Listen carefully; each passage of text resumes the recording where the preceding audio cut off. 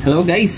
So, I'm gonna make a short video about this new cool product and dine-develop siya dito sa Philippines ni Chris Toys. So, here it is. So, stainless guide rod with enhanced spring and may buffer na siya.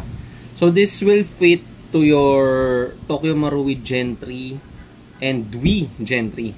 So, ang problem kasi for Wii, actually, he will also make for Gen 4 and Gen 5s. So, this is intended for Gen 3. So, in the future, guys, abangan nyo, Gen 4, Gen 5, meron na rin. So, most probably nga, baka meron na kasi late itong i-upload eh. So, one of the problems sa Wii kasi, yung buffer and guide rod na babali. So, ang isang main problem is yung buffer, which is yung cool thing, si Chris gumawa ng buffer. So, Gen 3 tong Wii, yung TM buffer magfi-fit pero masyadong masikip. So ang mangyayari pag nagsa-cycle siya, yung galaw parang malagkit.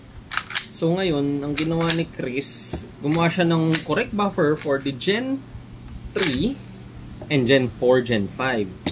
So ito, yan. So ngayon meron na. Tapos enhanced recoil spring siya. Pinag-iisipan pa namin kung mas mahina or mas malakas, pero most probably gagawa kami for both kasi iba gusto mas snappy. Ako naman na sinasuggest ko mas mahina para less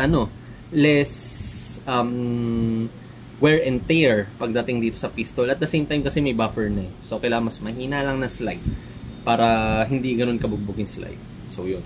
So easy lang siya install, tanggalin nyo lang yung guide rod, kabit nyo to. Yeah. Yan, isa pa. May guide to eh. Saan ba yun? Ito. Yun. So yung may sukat. May ano kasi ito parang hulma dito sa ibabaw.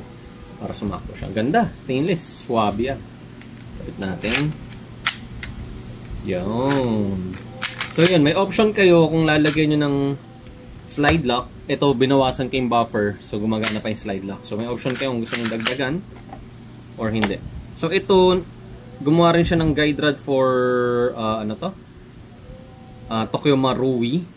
Ito mas sakto yung sukat nito for Tokyo Marui. So gumagawa siya ng guide rod for almost all ng unit, especially Glocks. Kompleto siya sa Glocks. Yan, slide lock working, testing natin. Boom, sarap. Tamang-tama lang yung recoil. Alam ko ano to, mas pinahinang recoil spring, tapos may buffer. So sarap gamitin. Yun, so yan. Chris Toys guide rod and buffer. So coming soon din sa CS Pro magkakaroon tayo nito. So ayan, panalo. Upgrade na tayo. So ang kagandahan nito medyo affordable to kasi may buffer ka na, may guide rod ka pa. Tapos may recoil spring ka na. Hindi ko alam kung ipapackage niya. Pero kahit gamitin mo yung original recoil spring ng Wii, panalo pa rin to eh. Alam ko it's around 1,500 to 2,000 yung package na to. So in the near future guys, abangan nyo sa CS Pro. Most probably baka magkaroon na this week. So yan, panalo to. Guide rod. So we will release siguro for different. So may nagtatanong kung pwede ba sa different generations. Different generations tuloy. Different model like G19, G34. G34 same naman siya sa G17 so hindi magkakaproblema. G19 maybe by request kasi hindi ganun kadami yung meron. Kasi in future din magkaka-restock tayo sa CS Pro. Standby nyo lang. Saan na ba to? Let me check.